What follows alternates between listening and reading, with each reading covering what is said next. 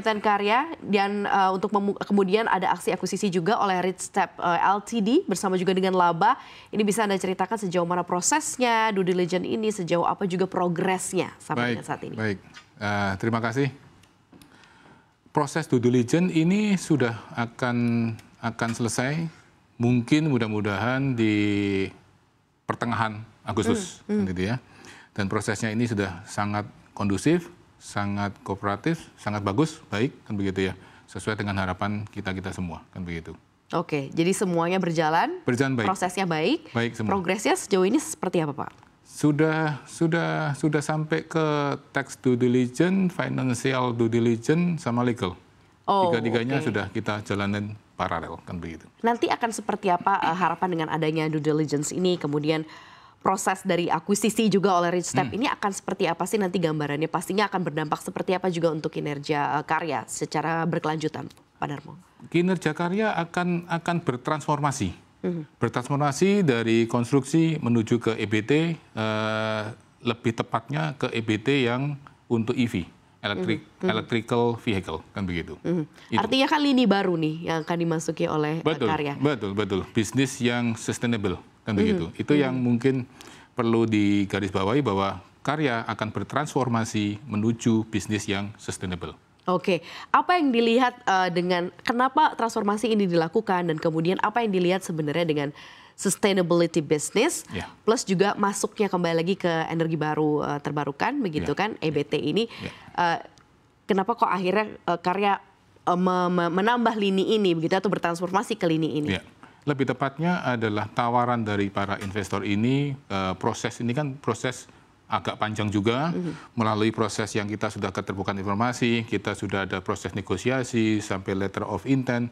Kami akan membuka diri terhadap bisnisnya mereka yang akan dibawa masuk ke dalam karya, kan begitu. Oke, berarti ada keterbukaan untuk punya bisnis yang jauh lebih sustain ya. Nanti akan seperti apa sih target divestasi ini akan selesai, akan seperti apa, Pak Darmo? Perkiraan selesainya di akhir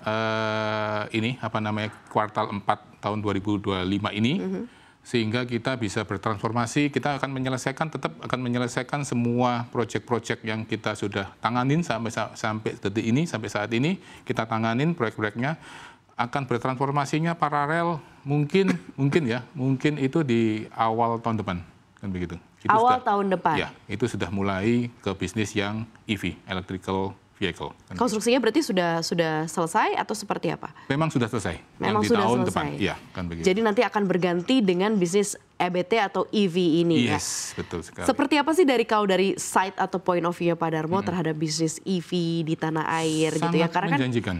Kita kan ngelihat sekarang kan sebenarnya runningnya itu masih sangat step by step gitu ya, prosesnya juga masih step by step sekali gitu ya. Kalau dari pemerintah kita lihat juga pun nggak terlalu ada himbauan, tetapi agresivitasnya sebenarnya tidak terlalu terlihat gitu ya. Tapi dari karya sendiri berani untuk masuk tap in di bisnis ini seperti apa? Karena para investor yang paling baru ini, investor global kami itu yang mengerti dan memahami, benar-benar memahami.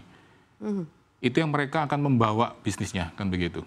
Akan mentransformasi dari karya yang semula konstruksi masuk ke lini bisnis EV. Kan begitu. Karena ada optimisme berarti di situ ada optimisme, karena peluang pasarnya sangat besar sekali, kan begitu. Ya, peluang pasarnya sangat besar ya. Walaupun masih banyak ya di luar ya Pak ya. Kalau EV kan sebenarnya kalau kita lihat di dalam negeri sebenarnya tidak terlalu, persentasenya tidak terlalu tinggi. Saat ini. Tapi kan kita bicaranya adalah bukan tahun ini, bisa tahun depan, bisa 3 tahun, 5 tahun, long period, kan begitu. Long period yang menjanjikan begitu ya, sustain untuk bisnisnya. Makanya kemudian si konstruksinya sudah begitu ya, sudah berakhir begitu ya. Karena kita mau lihat juga nih, kalau dilihat dari pendapatan di kuartal 1 kan memang sebenarnya merosot cukup tajam ya, dengan lini bisnis yang lama. Dengan lini bisnis yang lama ya berarti ya Pak Darmo ya, itu adalah konstruksi. Nah, kita welcome terhadap para investor ini. Itu sebenarnya gimana sih overview-nya kalau dilihat ke belakang gitu ya, kalau di preview seperti apa sih sebenarnya konstruksi as a business gitu, sehingga apakah sebegitu tight-nya, sebegitu harus survive-nya begitu ya, sehingga kemudian karya memutuskan untuk lebih baik berpindah ke another sektor, another business gitu yang jauh lebih. Bukan berpindah ya, ini kita koreksi, bertransformasi. Intinya kita tetap akan meneruskan apa yang menjadi tanggung jawab Karya sebagai construction akan bertransformasi menuju ke EV, kan begitu.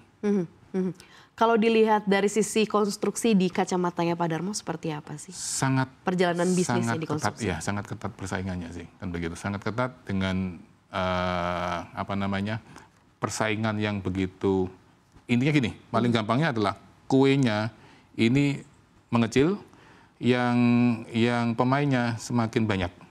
Itu sehingga kita agak tertekannya di situ, agak tertekan dalam hal bottom line-nya, kan begitu. Gitu. Berebut kue yang semakin kecil gitu ya, betul. dengan pemain yang semakin banyak. Selain itu ada tantangan lain nggak? Ataukah memang sebenarnya secara keseluruhan aspek ekonomi Indonesia masih belum terlalu pulih gitu, makanya pembangunan masih belum terlalu masif? Mungkin, kalau itu sih saya nggak bisa bicara lebih dalam ya, kan begitu. Kalau kami merasakan dari lini bisnis konstruksi memang lagi tertekan, kan begitu.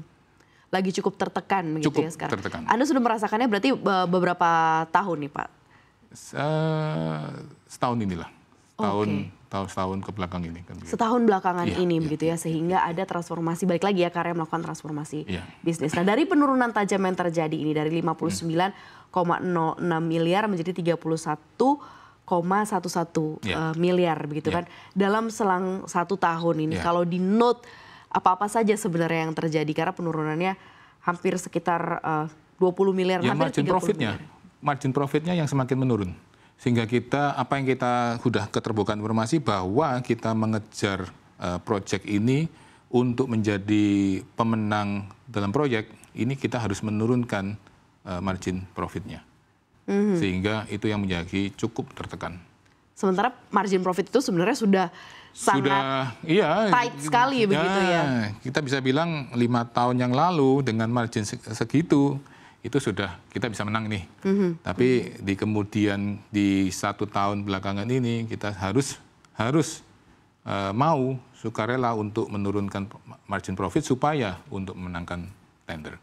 Oh oke. Dan itu berat sekali. Segitu beratnya lah, kan begitu ya. Segitu berat ya untuk dilalui begitu. Sehingga ada tawaran, mereka letter of intent, negosiasi dengan kami, ya kita welcome, kan begitu.